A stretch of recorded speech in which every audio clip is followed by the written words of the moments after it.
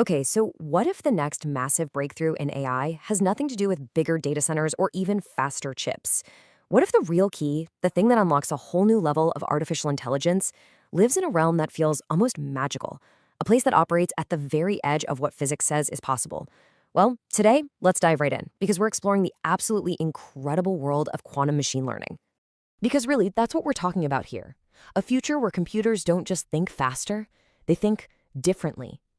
They're tapping into the strange, mind-bending rules of the subatomic world to solve problems that we right now consider impossible. It is absolutely a journey into the weird. And you know what? That journey has already started. So, to really get a handle on this leap, you first have to understand a really fundamental difference in how computers solve problems. I mean, it all boils down to one simple but profound idea: solving a problem one step at a time versus solving it by taking every single step all at once. Think about it like this. Your phone, your laptop, every computer you've ever used, they're super methodical maze solvers, right?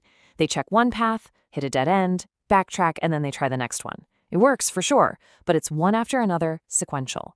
A quantum computer, though, it explores every single path in that maze at the exact same moment. It just sort of collapses into the right answer almost instantly. You're probably thinking, how is that even possible? Well, it's because of these wild principles like superposition. See, in the quantum world, an electron isn't just here or there. Until you actually look at it, it exists in this haze of possibilities.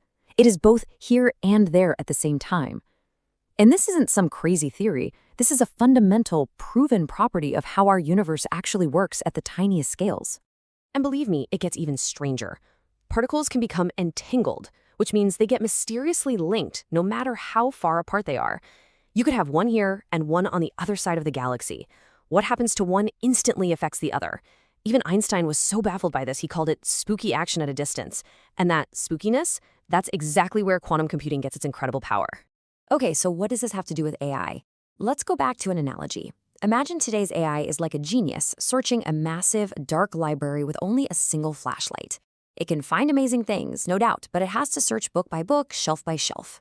Quantum AI is that same genius, but with the power to just flip a switch and light up the entire library, all at once. It's the same building, but a totally different, game-changing capability. All right, let's drill down to the very building block of this whole revolution. We're talking about the fundamental unit of information itself. Every single digital device you've ever owned runs on bits. They're just simple switches that are either a 0 or a 1. On or off. Simple. But a quantum bit, what we call a qubit, thanks to that superposition thing we just talked about, can be a 0 times and a 1 at the same time. This means it holds exponentially more information. So 2 qubits can hold 4 states at once. 3 qubits can hold 8. You see where this is going? And that exponential growth leads to some truly staggering numbers. I want you to just look at this number for a second. 300. It doesn't seem like much, does it? But with that crazy power of exponential scaling, just 300 perfect qubits could represent more simultaneous states than there are atoms in the entire observable universe.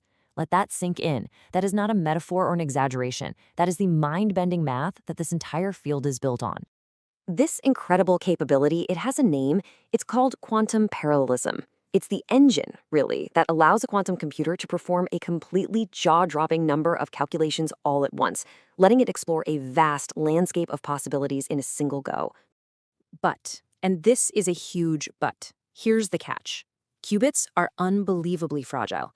The tiniest vibration, a little bit of heat, any stray noise from the outside world can completely destroy their delicate quantum state. This is called decoherence, and honestly, the best way to think about it is like trying to protect a soap bubble in the middle of a wind tunnel. The second it gets disturbed, pop, it's gone. And so is your calculation. This is the single biggest engineering challenge in the world today for this field. So let's just assume for a minute that we can protect those soap bubbles. What could we actually do with all this power? Well, this is where quantum computing meets machine learning, and the potential applications, they are truly world-changing.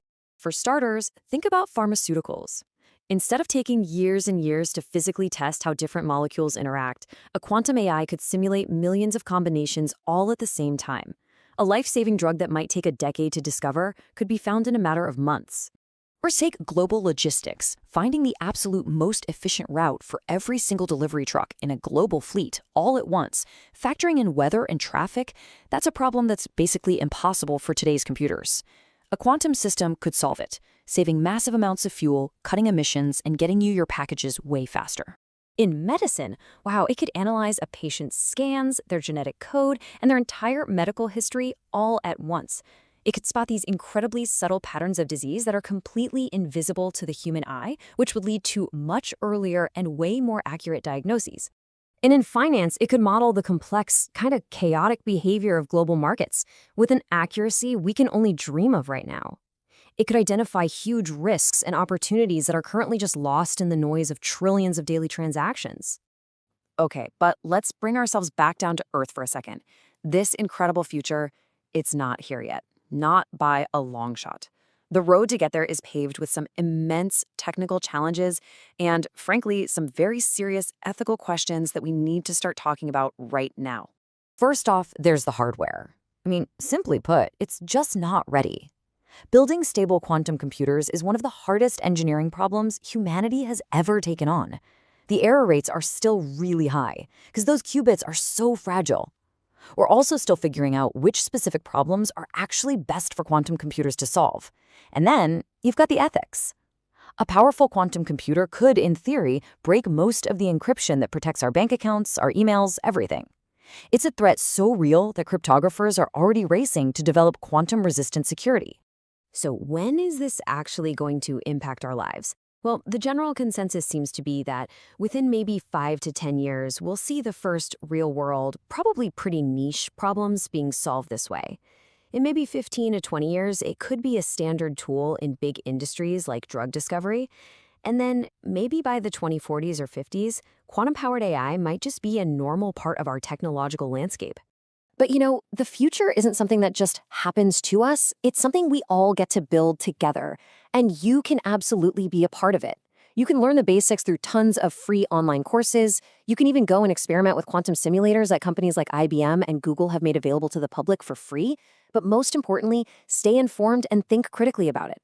Society has to shape technology, and your voice really matters in this conversation. And this really brings us to the ultimate takeaway. We are standing on the edge of a technology that's going to let us answer questions we didn't even have the language to ask before. The real challenge isn't just building it, it's about building it wisely. How do we make sure we steer this incredible power towards solving humanity's greatest problems? Like climate change, disease, and poverty, instead of letting it create a whole new set of them. That is the question we all have to answer together.